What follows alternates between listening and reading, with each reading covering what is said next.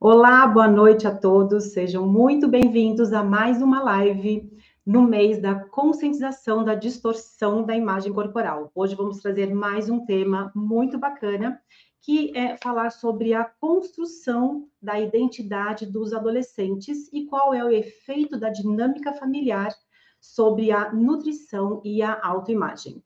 Então, nós sabemos que durante a adolescência é uma fase muito importante, onde se sedimentam todos os conhecimentos, a criança vai criando identidade, e isso vai sendo aprendido com a convivência familiar, na escola, nas redes sociais e tudo mais. Então, são muitas informações que chegam para os adolescentes e que precisam ser elaboradas.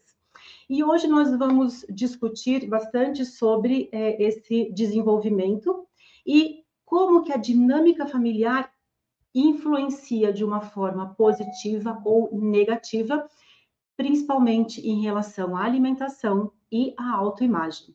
Então, esses são cuidados extremamente importantes durante esse desenvolvimento, e a ideia aqui é mostrar para vocês o quanto essa dinâmica familiar pode trazer um conteúdo extremamente positivo e saudável para os adolescentes. Então, o nosso objetivo é aumentar tanto a conscientização da distorção da imagem corporal e todos os fatores relacionados a essa questão. Então, eu vou chamar duas convidadas extremamente especiais que vão compor hoje a nossa mesa e vão compartilhar o grande conhecimento que elas têm dentro dessa área.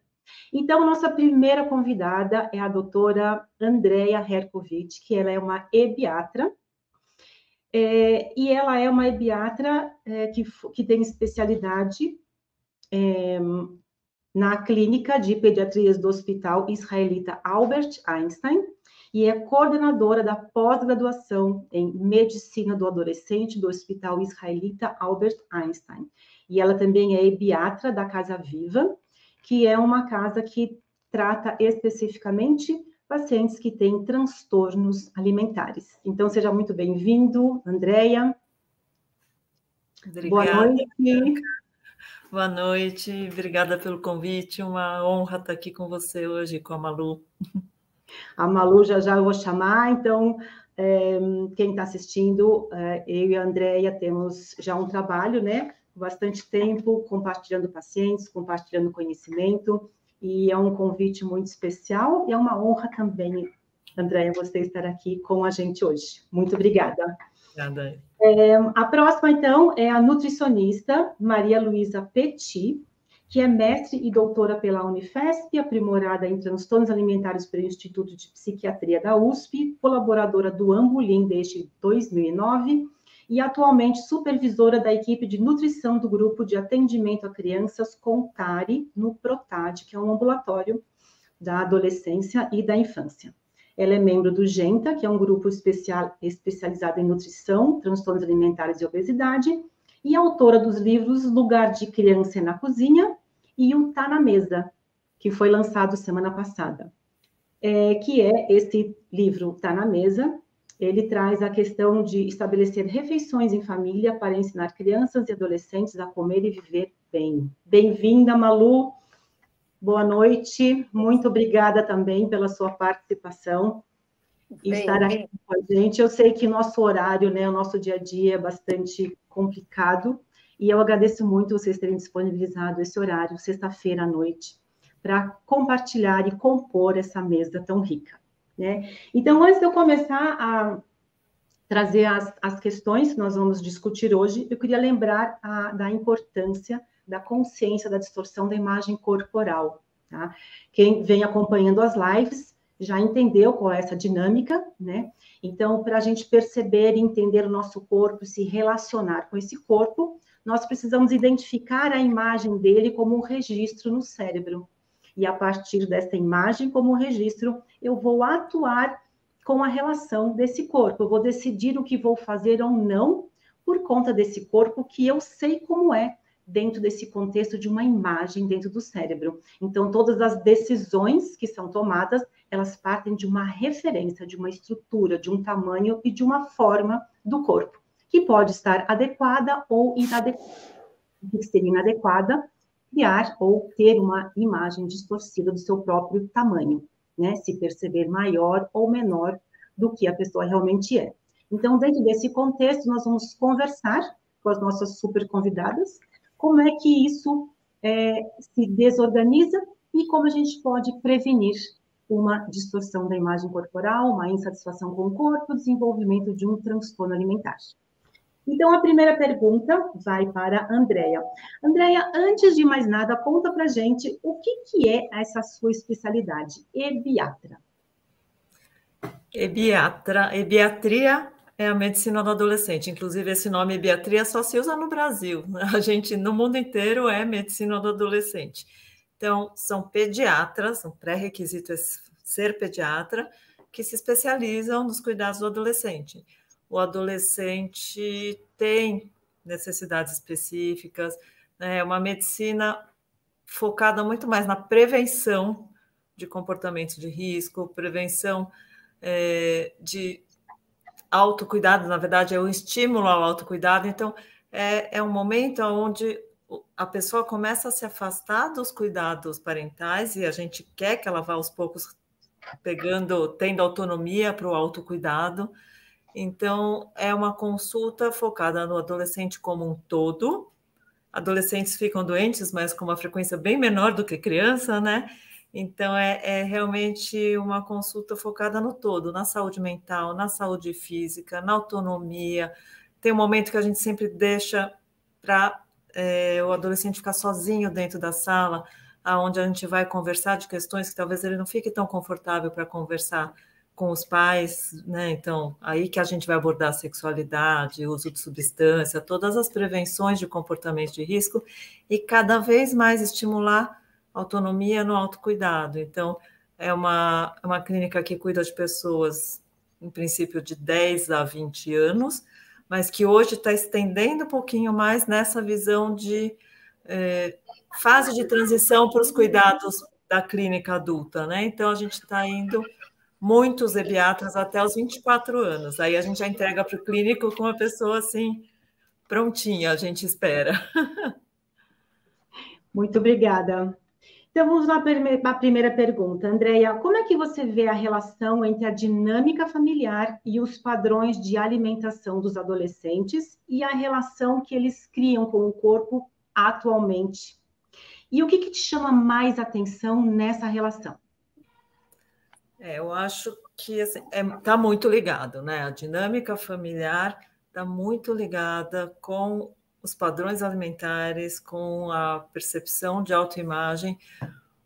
A gente vê, em geral, nem sempre, mas a maioria das pessoas que chegam com transtorno alimentar importante ou que tem alguma distorção de autoimagem, quando você vai ver a dinâmica familiar, muitas vezes existe algum comprometimento.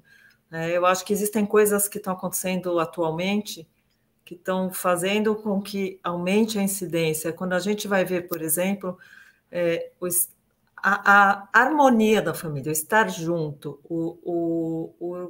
fazer uma refeição junto. Eu sempre falo isso, eu fico meio repetitiva, mas eu fico insistindo para as pessoas fazerem refeições juntos, para as famílias fazerem refeições juntos, pelo menos uma vez por dia. Tem artigo científico, gente, tem estudo mostrando que isso faz redução de erro alimentar, isso faz prevenção de distorção de autoimagem, de comportamentos de risco outros. Por que jantar junto é mágico? Não, porque nessa hora você conversa, você sabe o que está acontecendo com as pessoas, um exemplo do que aconteceu com o amiguinho na escola, você vai falar, mas você acha que isso está certo, isso não está certo?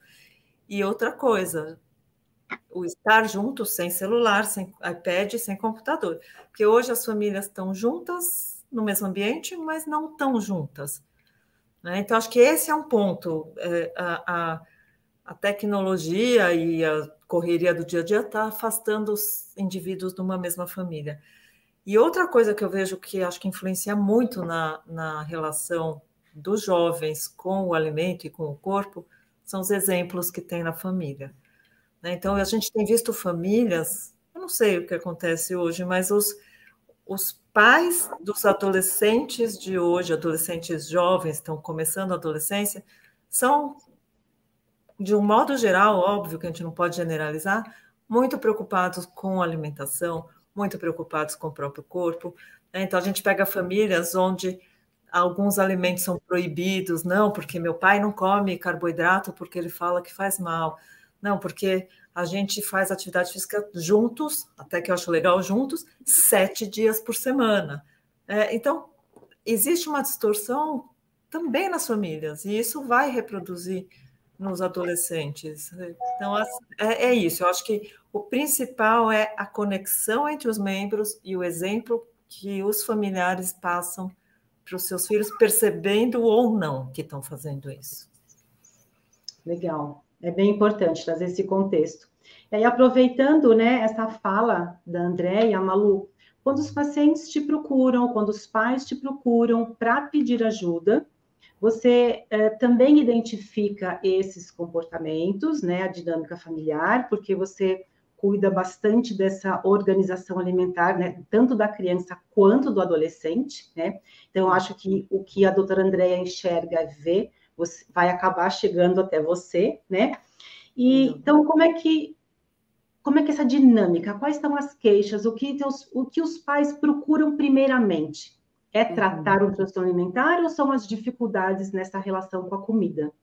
E se você vê que existe uma relação entre a comida e alguma queixa com o corpo já nas crianças e nos adolescentes? Uhum. Então, começando pela sua pergunta, né, assim, o que os pais mais trazem, o que mais angustia eles no geral, né, a maioria dos casos, é a criança que está se descontrolando, ou que está comendo exageradamente. E esse descontrole pode ou não estar acontecendo, ele pode ser avaliado como um descontrole quando, na verdade, ele é um comer normal. Então, é normal que, por exemplo, a gente sinta prazer ao comer doces, então é normal que se busque o doce como uma fonte de prazer, mas há uma expectativa de que meu filho não goste desses alimentos, ou coma de uma forma extremamente comedida, né? E é claro que é preocupante, né? Não estou aqui fazendo uma apologia a se comer exageradamente, não estou dizendo que o cenário é fácil. A gente vive um ambiente hoje em que a gente tem um acesso a esse tipo de alimentos muito facilitado. Mas muitas vezes o que acaba acontecendo é que existe uma expectativa muito exagerada mesmo, né, em relação ao comportamento frente a esses alimentos, uma expectativa de que a criança, o adolescente evite, né? E o que acaba acontecendo é que eles vão apresentando descontrole. E algumas famílias acabam restringindo de forma exagerada, até porque tem dificuldade de achar o equilíbrio, né, que é tão difícil. Então, muito frequentemente, os pais têm dificuldade de dizer não, né, nos momentos que é para dizer não. E aí eles ou acabam cedendo e dizem muito sim para alimentos hiperpalatáveis, ultraprocessados, por exemplo, ou eles não sabem o que fazer e dizem não o tempo inteiro, e aí pode começar a ver o descontrole. Ou pode começar a ter um comer normal, mas que os pais avaliam, né, como exagerado. Isso pode acarretar num excesso de peso e, mais do que isso, numa relação muito complicada com a comida. Então, a gente já vê adolescente com culpa de comer, comendo escondido, né? Comendo com descontrole. E, obviamente, a gente tem o outro extremo. Também os adolescentes que vão ter uma rigidez muito grande para comer e uma restrição muito importante, aqueles com uma característica específica que conseguem restringir muito mais e que vão levando em consideração o comer puramente biológico. Então, que adotam um comer saudável, que considera só o biológico. Então, que também não consegue comer numa festa direito, ou também não consegue, de novo, achar esse equilíbrio e entender que às vezes tudo bem comer um alimento ultraprocessado. Aí a gente vai para o outro extremo, né? Então, a gente tem esses dois cenários mais frequentes. E aí, respondendo, né, a sua pergunta, se esse comportamento alimentar interfere na imagem corporal, é muito interessante, porque da mesma forma que a gente sabe hoje, né? Que seguir rede social, ver corpos photoshopados, com filtros, tudo isso impacta a satisfação, mas até a percepção, né, do tamanho do meu corpo.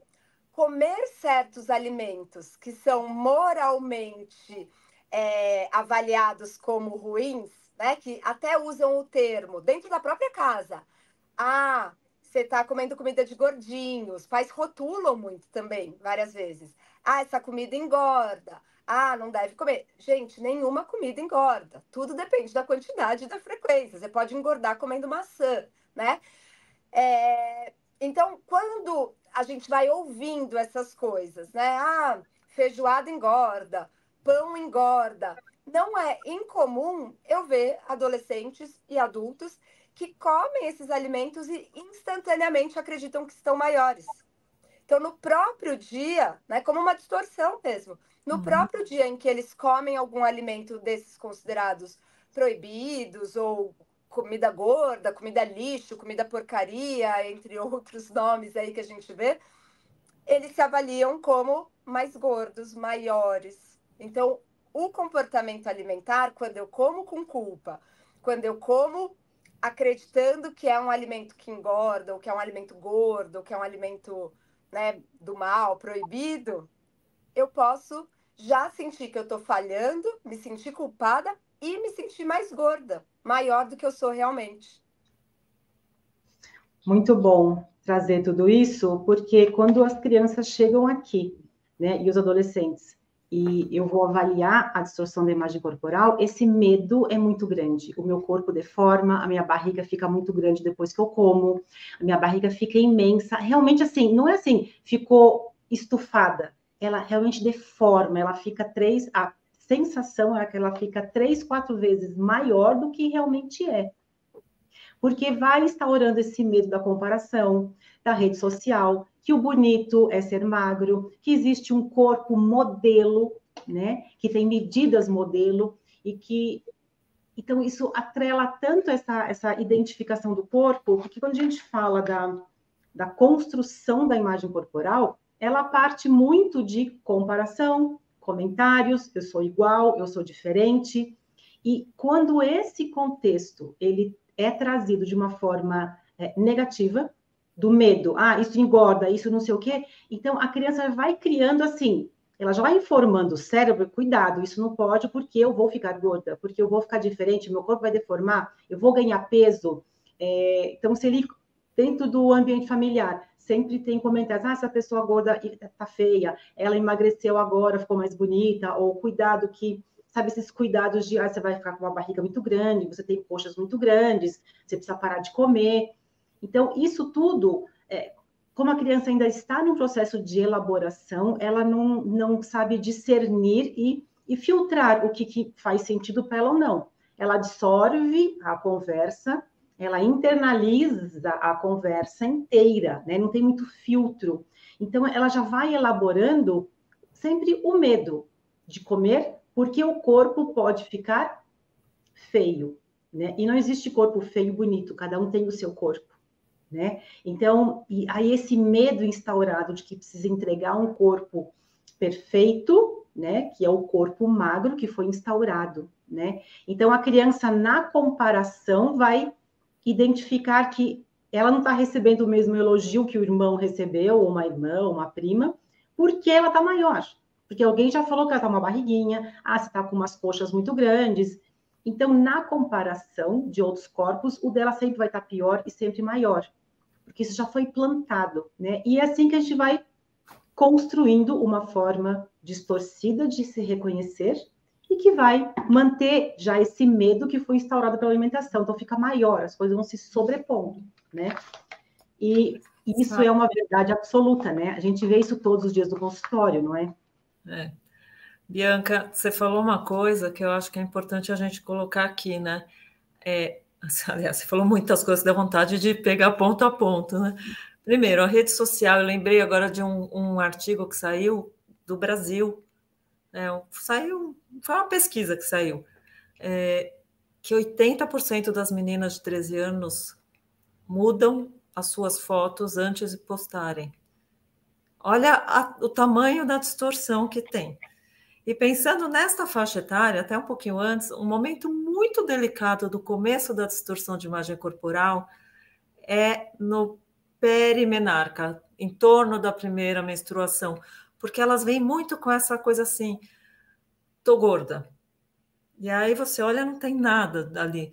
E aí o que eu faço questão de explicar é, olha, o quadril alarga mesmo, isso é um corpo que está deixando de ser infantil e vai virar adolescente. A coxa fica maior. Mas aquela pessoa que não entendeu essas mudanças, onde não foi falado, de fato, os shorts que ela vestia semana passada, um dia vai não caber mais.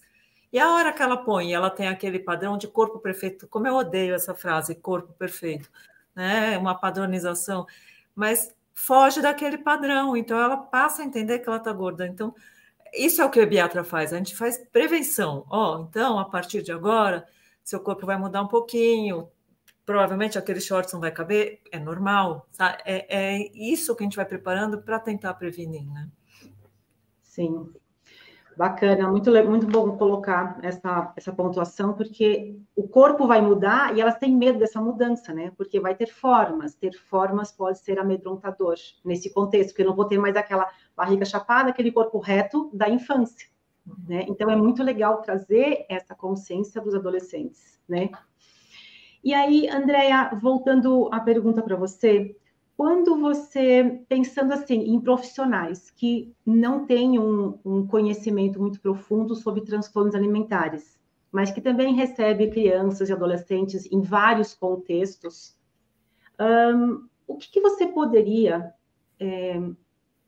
dizer para esses profissionais? Quais seriam os principais sinais de alerta que estariam ali na busca assim de caminhando para um transtorno alimentar? Quais são os pontos mais importantes para serem ouvidos e considerados? Porque às vezes algumas queixas são vistas como, isso não é nada, isso vai passar, isso é da adolescência, e pode ser da adolescência, e pode passar, e pode não passar. Então, o que é importante escutar sobre a criança ou perguntar para a criança? Porque, assim, existem sinais que são muito evidentes. Evidentemente, se uma família chega, ela perdeu muito peso, a gente espera que na anamnese se faça uma investigação de mudanças comportamentais, alimentação, esporte e tal.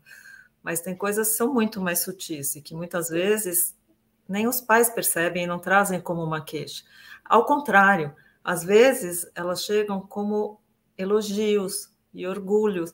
Então, aquela adolescente que de repente passou a comer super saudável, né? E que odiava vegetal, odiava fruta, de repente só quer comer isso, né?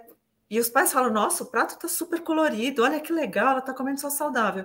Dá uma investigada se não está deixando de comer outros alimentos. O porquê que está acontecendo isso? É uma consciência, como a Malu falou, o biológico, ou é alguma coisa querendo já esperar alguma resposta porque estou gorda, né? Alguma coisa que esteja distorcida já aí. A mesma coisa de carboidrato, aquela pessoa que começa a ter alimentos proibidos. Não como macarrão, não como batata, não como chocolate. E muitas vezes ela vai falar, não tenho mais vontade. Não é tenho medo, não tenho mais vontade de comer. Eu já vi médicos, apesar de ter uma amenorreia, por exemplo, né, uma parada de menstruação, ou uma perda de peso importante, a primeira hipótese ser uma leucemia e não um transtorno alimentar. Né? Óbvio que a gente tem medo que tenha uma doença dessa, né? A gente vai fazer exames para afastar, mas muitas vezes o que a gente vai perceber são essas mudanças sutis. Para de comer carboidrato, amplia cada vez mais a restrição, de repente se apaixona por esporte, aquela pessoa que não ligava muito, fica fazendo compulsivamente esporte, e se não faz esporte aquele dia, porque aconteceu alguma coisa, não come, você começa a perceber compensações. Até antes da pandemia, a gente relacionava o purgar, né, eliminar o que comeu, a gente falava em vômito, principalmente. Na pandemia, o que se usou, porque estava todo mundo fechado dentro de casa, foi fazer exercício compulsivamente. Abaixava-se os aplicativos nos celulares e as meninas se trancavam escondidas para fazer exercício. Ou fazia tudo na frente, porque a família achava lindo, porque estava fazendo esporte, né, atividade física. Então, é achar o equilíbrio, né? Perceber que está tendo uma compensação. Eu como menos porque eu não vou fazer esporte hoje, ou eu faço mais esporte porque eu comi mais, ou de repente mudar o padrão alimentar, eu acho que isso é importantíssimo. Ah, tem também aquela coisa de ai, eu não como porque eu fico enjoada, é como uma somatização. Ai, eu não como porque depois que eu como um pouquinho eu já sinto saciedade, né? Começa a pôr coisas no corpo, e isso preocupa muito as famílias, porque elas vêm achando que tem uma doença física, e é uma questão emocional. Acho que a Malu queria falar.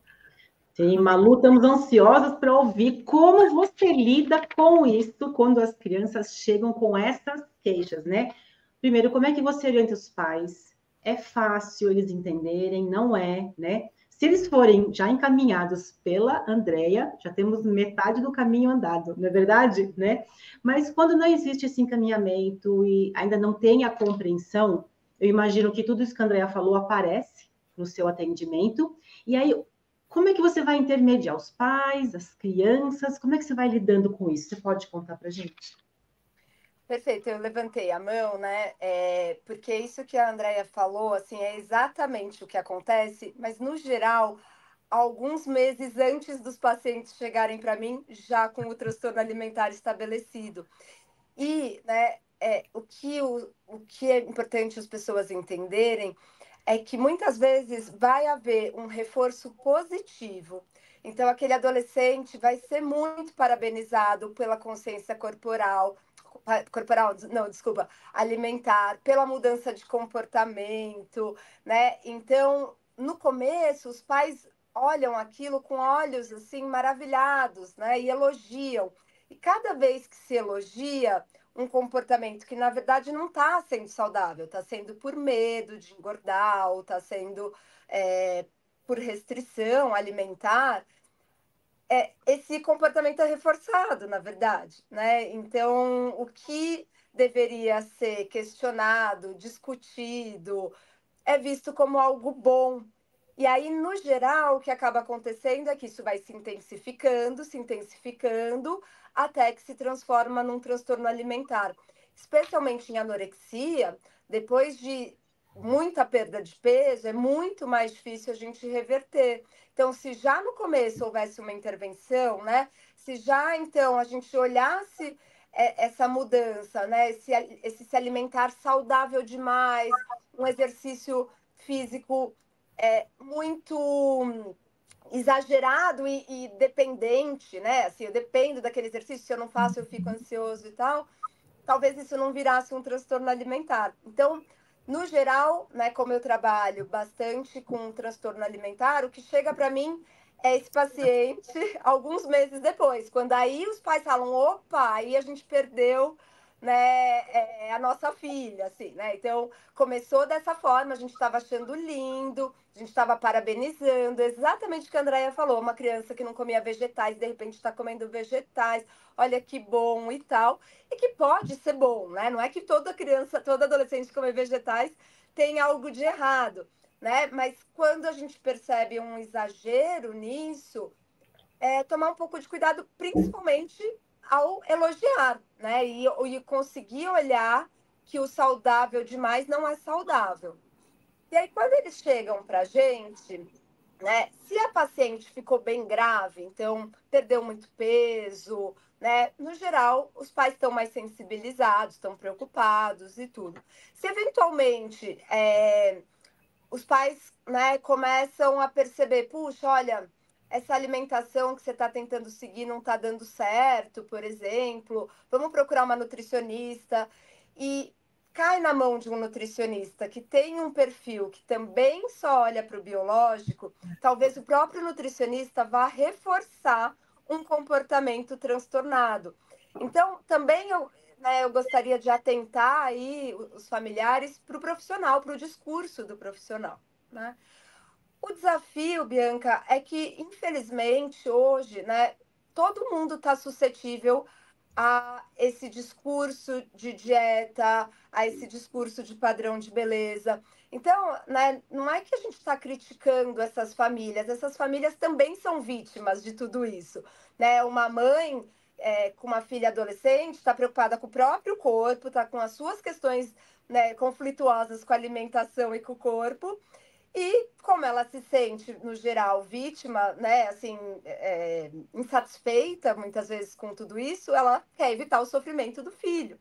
E vai passando isso. Então é muito desafiador, porque muitas vezes os pais, de alguma forma, concordam com alguns comportamentos transtornados. Então, o adolescente está fazendo exercício absurdamente. Os pais falam, não, mas não é saudável o exercício, né? Então, a gente tem que fazer toda uma sensibilização e poder cuidar desses pais também, mostrar o que eles também têm de sofrimento, né? O quanto a gente dá tanto valor para o corpo, a gente vai contribuir para uma insatisfação eterna, né? Porque o corpo sempre vai estar imperfeito. E aí é uma desconstrução com os próprios pais. E isso é fundamental, porque se a gente trabalha com o adolescente uma vez por semana, 1 hora por semana, por exemplo, e aí ele chega na casa e o discurso é totalmente o oposto, a nossa fala tem muito pouco valor, né? Assim, os nossos pais são quem nos forma, né? A gente valoriza o que eles pensam e tudo. Então, é todo um trabalho realmente de desconstrução com os próprios pais. E que nem sempre é tão fácil, né? Nem um pouco. Por isso que trabalhamos em equipe, né? Para a gente dar um suporte, eles passam 1 hora com você, eles vão passar com a Andréia, vão passar com um psicólogo, com um psiquiatra, aqui para tratar distorção. Então, a gente consegue, ao longo da semana, muni-los de ferramentas de apoio, de entendimento, de orientações, né?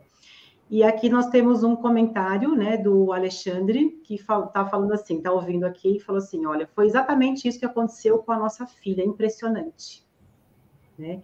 Então, quem quiser deixar mais perguntas, é só colocar aí no chat, que a gente vai, aos poucos, respondendo todas. E para a gente entender que, de fato, é um dia a dia que é mais comum do que a gente imagina. Hoje, né? Antes não era assim. Mas hoje, esse culto ao corpo está muito intensificado, né? E aí, de novo, como vocês falaram, né? Os pais são a primeira e maior referência da verdade absoluta, né?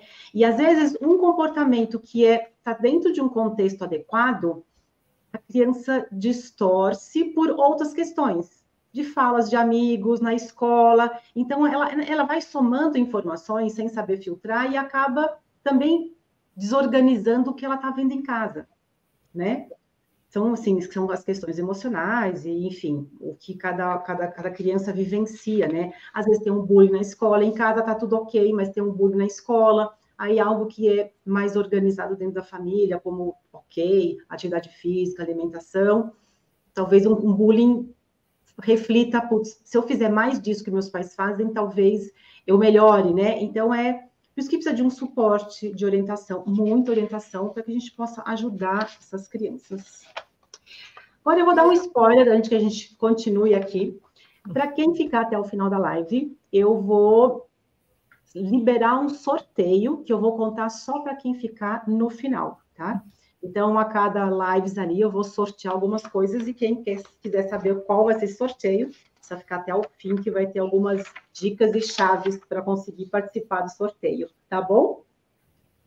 Então, agora a próxima pergunta, Andréia, como é que a dinâmica familiar pode impactar no desenvolvimento emocional e psicológico dos adolescentes, especialmente em relação ao desenvolvimento da identificação do corpo, das escolhas alimentares, porque é uma fase essa transição é difícil, né? Que tipo de suporte, como é que as famílias podem se organizar melhor, que tipo de conversa, de orientação, para que isso seja trilhado da melhor forma possível? É claro que a gente educar filho não é fácil, né? E a gente traz cada um a sua carga de como foi educado. Tem gente que acha que foi ótimo, tem gente que rejeita total e faz o oposto, né? A gente vê de tudo. Mas, novamente, assim, o impacto da dinâmica familiar é brutal na formação do indivíduo. A adolescência é aquele momento onde existe um molde, né? Tem uma massinha que está sendo moldada para chegar um adulto ali no final. Todas as vivências, experiências vão ser importantes na formação desse indivíduo. E a família está ali para ajudar a direcionar. É natural experimentar, é natural errar, é natural ter comportamentos, porque é acertando e errando que o adolescente vai achar o caminho. Mas a gente tem que ter a certeza de que essa família está conseguindo moldar, e nem sempre consegue, até porque tem momentos em que a família não está bem, um pai é demitido, uma mãe é demitida, tem alguns momentos em que muda isso, né? Mas, e aí começa a valer mais o que vem da rede social, porque os pais não estão lá para conversar e para ouvir, o que vem da escola, você falou de amigos, quanto a gente vê de grupos doentes, né? As amizades todas, quando a gente vai avaliar, todas as meninas do mesmo grupo estão fazendo uma dieta restritiva, né? Isso é muito comum.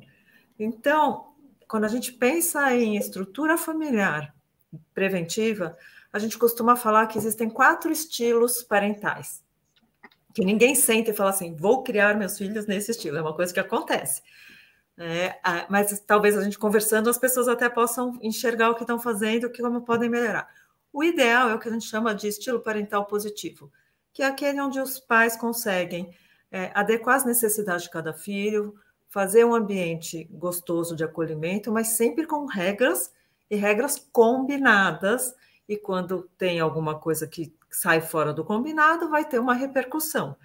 Esses filhos tendem a ter mais resiliência, ter mais autoestima boa, porque está tudo combinado, eles sabem o que vai ser, o que não vai ser, eles participam das decisões, né? Então, essa é a melhor forma da gente fazer prevenção para erros alimentares e também distorções de autoimagem.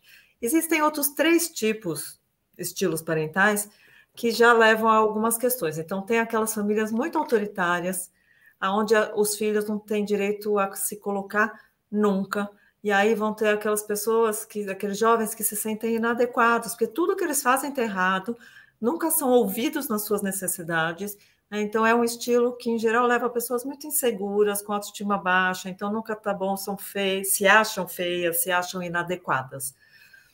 Tem aquelas pessoas, aqueles estilos parentais que são muito permissivos, aqueles pais que eles dão muito afeto, eles dão muito carinho, mas tem um certo medo de perder o amor dos filhos, então deixa tudo. Às vezes até combina a regra, mas a hora que essa regra é quebrada, não acontece nada. Essas pessoas têm uma chance enorme de ter erros alimentares. São aquelas famílias que falam assim, eu já falei para ele não ficar atacando a despensa e comer tudo o que tem, mas quem compra o que está na despensa não é o filho, é a família. Então, essa também tem grandes chances de ter questões alimentares por falta de orientação mesmo. E existe aquele outro estilo que a gente chama de negligente, que são pessoas que dão tudo o que precisa de básico, então paga a escola, paga a academia, paga a babá, paga o motorista, tem toda aquela estrutura, mas não tem o olhar parental. Então, essas pessoas também podem ir para um lado de erros alimentares, de distorções de autoimagem, ou para chamar a atenção dos pais, hello, estou aqui, olha para mim, né? Ou porque não tiveram uma orientação mesmo, não tiveram exemplo, né? Então me chama a atenção, por exemplo, aquelas famílias no restaurante que está o pai, a mãe, a babá e a criança no iPad, né? Qual é a relação que essa família está tendo? Qual é a forma de ensinar que a gente está dando para essa criança? Né? A orientação está vindo do celular, do iPad, não dos pais.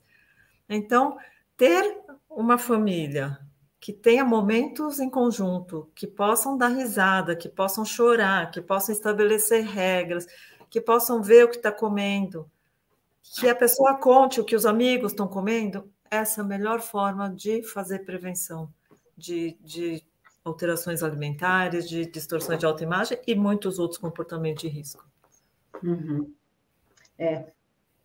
É muito importante a gente pontuar tudo isso, porque acaba virando um dia a dia normal, é assim, porque hoje é assim, né? Tem a babá cuidando, ela tá olhando, então eu não preciso prestar tanta atenção, eu vou terceirizando um pouco, né? Então, isso precisa prestar atenção. Não que não possa um dia ou outro fazer, sabe, fazer um pouco disso. Ah, hoje pode iPad, amanhã não pode, sei lá, no sábado. Né? Acho que sim, variar um pouco para todo mundo, acho que seria buscar o equilíbrio, né? Uhum. E aí, compartilhando aqui um comentário da Rosane Vidinhas, ela diz assim, que a questão é quem está próximo a essa criança e adolescente perceber a situação, porque para ser tratada, não buscam ajuda sozinhas, né? Elas precisam ser levadas até o consultório. Então, por isso que né, um dos objetivos de toda essa campanha desse mês é trazer esse sinal de alerta nos aspectos da relação da comida com o corpo. E quais são os sinais de alerta? Né? Então, quando existe um sinal de alerta, já é para buscar ajuda, porque o alerta vai aparecer depois de um tempo que já está acontecendo uma insatisfação, já está acontecendo uma restrição, a pessoa já está recebendo elogios, né? Então, aqui, nosso objetivo é trazer esse entendimento, essa clareza de que está tudo bem, né? Que nem vocês falaram, não existe culpado, não existe uma coisa que levou, né? É sempre um contexto, é um conjunto, né? E os pais sempre estão aí para fazer o melhor e o certo dentro do contexto deles, né? Então, sim, né? A qualquer sinal, busque ajuda, busque um profissional, né? Então, aqui, o mais indicado começa com o pediatra, ele tem condições de ter uma visão geral e aí encaminhar o que precisa. Olha, não precisa de um psiquiatra, uma nutricionista pode te ajudar, sabe? Vamos olhar primeiro a questão alimentar, se não melhorar, depois a gente vê um outro profissional. E assim vai, né? Porque às vezes só trazendo uma questão alimentar, né, Malu? Você trazendo uma organização, trazendo consciência, a criança não vai nem chegar a desenvolver um transtorno alimentar. Você enxerga isso, Malu? Sim. Como assim, essa possibilidade existe, esse caminho? Sem dúvida, e eu vou aproveitar para reforçar o que a Andrea está falando, né, sobre esse convívio familiar, para que ele aconteça também nos momentos de refeição, né? A gente costuma comer socialmente, então, se a gente puder aproveitar esse momento, é perfeito, porque é ali que a gente fala também sobre alimentação, é ali a oportunidade para a gente dar um modelo adequado de consumo. Muitas famílias comem super bem, sabe? E as crianças não vêm, elas não têm essa oportunidade, os adolescentes não vêm, porque não estão comendo juntos, né? Poder discutir nesse momento também é super importante. E o nutricionista tem também o papel de incentivar a refeição em família, né? Assim, a gente escreveu um livro sobre refeição em família, porque de fato a sensação que a gente vai tendo é que esse é um hábito que está sendo perdido. E quando ele acontece, né, existem muitas barreiras, ou quando a gente propõe que ele aconteça, existem muitas barreiras. Então, às vezes, a falta de convívio familiar faz com que o momento de refeição seja um momento estranho, em que não tem conversa. E aí, porque perdeu o vínculo, perdeu a intimidade e tal. E aí é muito fácil pegar o celular é muito sedutor. Ou tem tanto conflito, né? Vira um momento de conflito, que também ninguém quer sentar à mesa, né? Então, poder também cuidar desses momentos de refeição em família, eu acho que são super importantes. E aproveito, né, assim, para falar também que a gente cuida muito, né, no consultório particular de famílias com poder aquisitivo alto, né? E essa é uma realidade que a gente vivencia. E aí, se a gente considerar as famílias que não são de poder aquisitivo alto, eles têm outros problemas sociais, mas que eu acho que são importantes da gente citar, né? Uma mãe que trabalha o dia inteiro fora, que é quem cuida, e que não tem um pai, por exemplo, né? Talvez ela vá ser negligente, ela vai ter um estilo parental negligente por falta de possibilidade. E aí só o cuidado que eu acho que a gente tem que ter é de não culpabilizar, né, assim, essas famílias. A gente tem que valorizar, reforçar a importância de tudo isso, mas trazer essa conversa até para uma esfera maior, assim, porque senão mesmo, né, as mães com poder aquisitivo alto, que são super demandadas nos seus trabalhos também, que se sentem extremamente culpadas, queriam estar mais presentes, mas tem uma baita pressão ali. Acho que é um problema que vai virando tão grande e que a gente percebe que é de uma geração, de uma cultura. São muitos os desafios, mas o nutricionista também tem que cuidar, né, e entender dessa convivência e poder orientar a alimentação e que essa alimentação seja cuidada pelos pais, né, vai ser fundamental. Então, é papel do nutricionista, sim, antes de adoecer, né, antes do paciente ir para o psiquiatra, é fazer uma série de orientações em relação à estrutura, à dinâmica alimentar da família. Muito legal. Eu vou pedir para você comentar o comentário do Alexandre, que ele deixou aqui, né? Tanto você, Malu, quanto a Andrea, tá? Ele fala assim, e ainda tem altos e baixos durante o tratamento. A equipe é muito importante, inclusive no tratamento dos pais. E aí, se vocês duas puderem contribuir, né, em cima desse comentário dele, seria importante. Obrigada, Alexandre, pelas observações e comentários. Posso começar, Malu? Não, eu ia falar exatamente isso, que eu tinha visto esse comentário antes, e juntando com o que a Malu falou, né? Não é um culpar. A ideia da gente discriminar esses estilos parentais é que para que a pessoa tenha, dentro das suas possibilidades, que busque uma forma que faça uma proteção, né?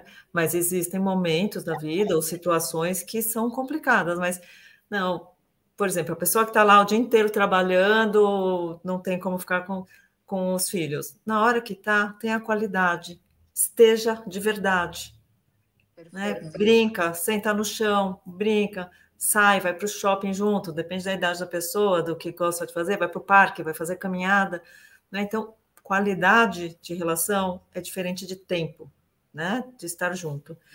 E é o que o Alexandre falou, eu acho que a equipe multi que cuida destas pessoas, cuida das famílias, não cuida só dos adolescentes e das adolescentes, né? Porque a família fica muito fragilizada.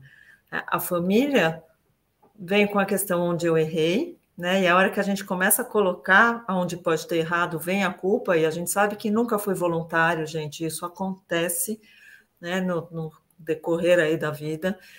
Tem os altos e baixos, como ele falou, porque a gente sempre fala, às vezes é um passo para frente, dois para trás, depois dois para frente, um para trás, porque eu sempre falo, a anorexia é como um ser que entrou dentro da pessoa. É a hora que vê que a gente está tentando arrancar, ela gruda e não quer sair e vai usar os artifícios dela. E por isso eu sempre acho que é fundamental a família ter um suporte também psicológico para esse, às vezes só o casal em paralelo, às vezes a família como um todo, vai depender, mas precisa muito de ajuda, porque desestrutura esse tratamento, essa doença e o tratamento desestruturam muito as famílias. E acho que para tranquilizar o Alexandre, né, os altos e baixos fazem parte, a gente tem isso como expectativa ao longo do tratamento, então tá tudo bem, né? Acho que o importante é todo baixo a gente cuidar e não abandonar. E também, assim, claro que a gente não quer adoecer para poder olhar para as questões, mas não é incomum famílias que me falam: olha, no fundo, esse transtorno alimentar fez a gente rever algumas questões dentro da nossa família, fez a gente rever como a gente se relaciona, fez a gente rever como nós mesmos nos relacionamos com nossos corpos e com a nossa alimentação, as nossas relações, os nossos tempos de convívio. Então, né, a gente não gostaria que fosse uma doença que surgisse para isso. Mas já que em alguns casos ela aparece, às vezes é uma oportunidade para um autocuidado familiar. Não é de todo ruim, vamos olhar por esse lado também. Sim, por isso que tem uma equipe por trás, ajudando em todas as frentes, né, dando suporte para quem precisa do tratamento, para quem precisa dar o suporte, né, porque é uma demanda desgastante, né, e por isso a importância de um tratamento com uma equipe que é especializada em transtornos alimentares, que possa dar o suporte bem objetivo e ajudar nessa reorganização, né, nesse olhar da família toda, né? E que esperamos que, por mais que seja uma passagem, né, por um momento de vida muito complicado, que ao final todos possam colher os frutos de melhores relações, né? Entre a família, entre o corpo, entre a comida, né? E deixar um pouco mais, tudo um pouco mais leve, né? E não viver em nome do corpo, não viver em nome da comida, não viver em nome de uma de achar que precisa caber dentro de um modelo, porque não existe um modelo, né? Então, a vida é maior do que isso, né? O que a gente vê as crianças aprisionadas, né? Eu tenho muitos adolescentes que, depois que recebem alta do tratamento, né? E principalmente depois que a gente trata a distorção da imagem corporal, elas perdem o medo de estar na sala de aula e serem julgados o tempo todo. Então, teve uma paciente que falou assim, me chamava de tia. Tia, agora eu consigo prestar atenção na aula, porque não preciso mais me preocupar com a minha coxa que espalha, porque ela não espalha. Né? Então, a preocupação, o pensamento fica sempre no mesmo lugar. Preocupação, comida, corpo, julgamento tem que ser igual, tem que ser diferente. Então, todo o foco da atenção e esse desgaste energético desse pensamento constante, que é o dia inteiro, né? É o dia inteiro em casa. Gente, teve uma paciente que ela não sentava para estudar, ela estudava em pé, de tanta angústia que ela tinha de o corpo, ela olhava para o corpo estava se espalhando. E aí tinha fome e não queria comer. Então, assim, gente, não cabe um momento de aprendizado e a infância e adolescência, porque ela passa, a gente fica mais tempo adulto, né? Então, a gente poder ajudar esses jovens a recuperarem a idade que eles têm, viver a vida que eles precisam viver, né? Durante essa fase que é super importante, extremamente rica. Quanto mais vivências eles tiverem, né, diferentes, melhores eles vão se desenvolver, né? Então, experimentou isso, não foi legal. Experimentei aquilo, poxa, aquilo eu vou usar, aquilo não. Mas se ele fica preso dentro do foco da preocupação do corpo com a comida, uma parte da infância fica para trás e eles perdem uma fase maravilhosa, que é essa fase da infância e adolescência. Então, nós estamos já chegando no fim da nossa live, infelizmente, que está maravilhosa. Acho que a gente conversaria por mais horas e horas. E antes de fazer a última pergunta para vocês, eu vou deixar 2 recados. O primeiro é que, ao final dessa jornada, eu vou oferecer um encerramento, que vai ser um encerramento fechado só para participantes. Então, quem estiver inscrito na jornada tem o direito de participar automaticamente, porque vai ser um evento fechado e eu vou oferecer uma vivência para todo mundo sentir o que é ter uma percepção distorcida do tamanho do corpo. Que eu acho que é uma vivência assim, muito rica para entender a queixa dos filhos, entender a queixa do outro. Quando o filho fala que se sente grande, ele realmente se sente grande, que não é frescura, ele não está chamando atenção. Então, eu convido todos os profissionais, todo mundo que também não é da área da saúde, participarem disso, para vocês ficarem mais sensibilizados em relação a essa questão, né? O quanto essa relação comida-corpo traz muita angústia e muito aprisionamento quando ela está nos extremos, né? Do máximo e do mínimo, tá? Então, esse é o primeiro convite. E o segundo convite é que eu vou sortear 2 e-books para profissionais, eu vou sortear 2 e-books para não profissionais. Então, quem quiser participar desse sorteio, eu peço que, assim que a gente terminar essa live, eu vou publicar ela no Instagram, e quem quiser participar do sorteio, vai deixar escrito assim, eu quero. E na próxima live eu vou fazer o sorteio ao vivo, e sortear esses 2 e-books direcionados, né, mais para a parte profissional, onde eu abordo essa questão da relação comida-corpo entre os vários profissionais, e um outro mais informativo sobre tudo isso que a gente vem falando, ou vai ainda falar nessas lives de hoje, tá bom? Então, é só se inscrever. E deixar eu quero para eu saber. Então, para finalizar, eu vou pedir tanto para a Malu quanto para a Andrea, considerando, né, todos esses desdobramentos dessa relação com o corpo e a comida que pode gerar um transtorno alimentar, que frase ou que comentário ou que informação importante vocês gostariam de deixar, como assim, vocês acham que assim, as pessoas não podem sair dessa live sem considerar isto? O que seria? Andrea? Eu diria que a melhor coisa do mundo é ter filho e que a adolescência pode ser muito legal, né? Existe essa coisa de que a aborrecência... Não, gente, a adolescência pode ser muito legal. Curtam esse momento, estejam junto desses filhos que estão adolescendo e crescendo, porque o estar junto não só é gostoso para a gente, como faz prevenção de riscos de um modo geral. No caso aqui a gente está falando de transtornos alimentares e de distorção de imagem corporal. A gente é exemplo, a gente tem que curtir esse momento e passar bons exemplos e, caso alguma coisa esteja acontecendo, vai detectar logo, porque está ali, está junto. Então, o meu recado é, curtam, aproveitem a adolescência dos filhos. Obrigada, Andrea, muito obrigada. Malu?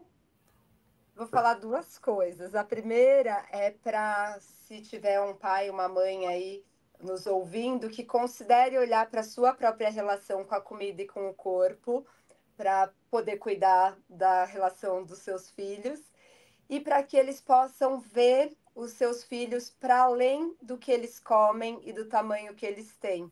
Eles têm muito mais qualidades, defeitos, necessidades do que só o que eles comem e o tamanho que eles têm. Muito bom. Embora muito eu seja nutricionista falando. Mas a gente é um pouco de tudo, né? A gente tem a função principal e nós estamos um pouquinho na nutrição, um pouquinho na parte médica, a gente transita, né? Tem uma intersecção entre todos os nossos atendimentos, né?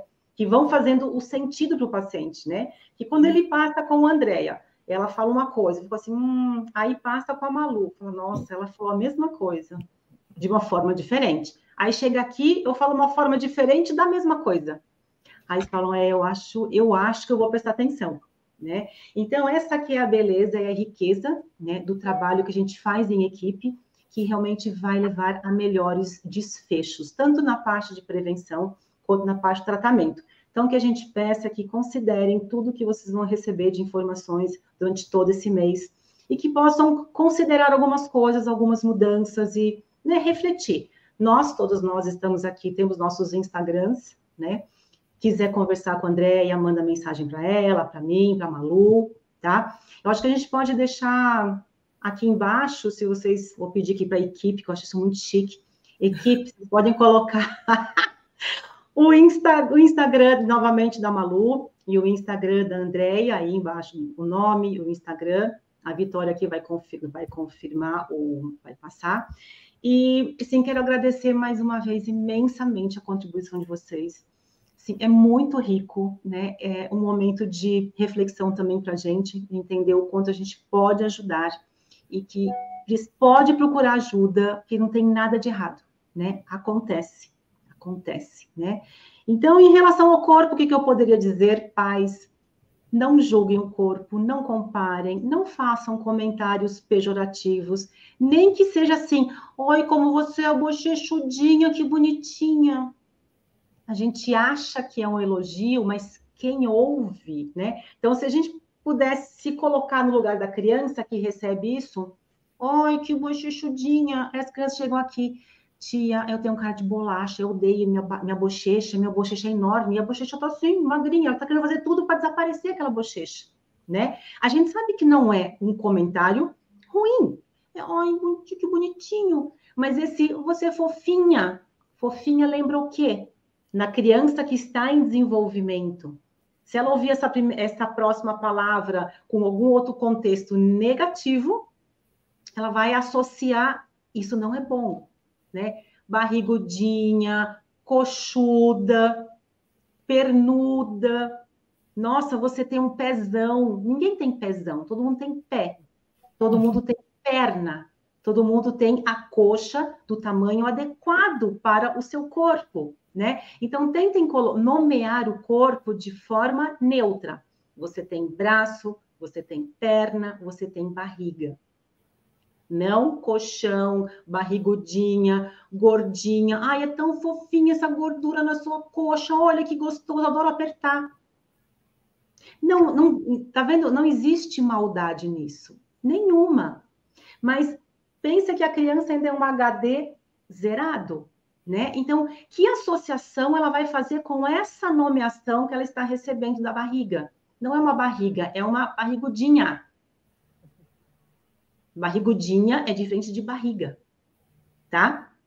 E esse comentário pode não desorganizar nada, mas se ela ouvir outras coisas parecidas com barrigudinha, barriga grande, barriga fofinha, isso ter uma conotação negativa, ela vai olhar para o espelho e falar assim, o meu também, a barriga também é feia. Eu preciso fazer alguma coisa, tá? Então, o que eu peço? Falem o nome da parte do corpo no neutro, tá bom? E não comparem seus filhos com outros corpos. Gente, muito obrigada mais uma vez. Malu, muito obrigada. Andréa, muito obrigada. E que possamos nos encontrar em novas lives. E é isso. Boa noite a todos. Boa noite, gente. Boa noite, obrigada. Tchau, tchau. Tchau.